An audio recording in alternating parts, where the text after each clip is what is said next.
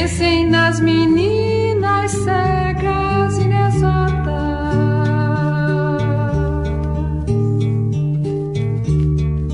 Pensem nas mulheres rotas, alteradas.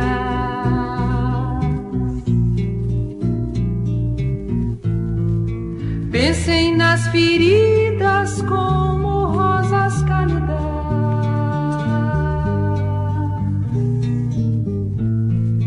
Mas ó, não se esqueçam da rosa, da rosa.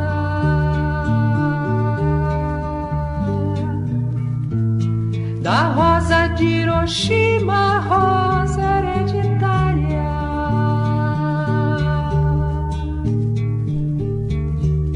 A rosa radioativa, estúpida, inválida.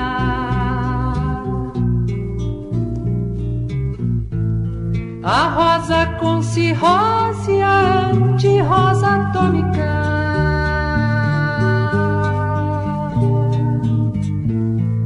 Sem cor, sem perfume, sem rosa, sem nada.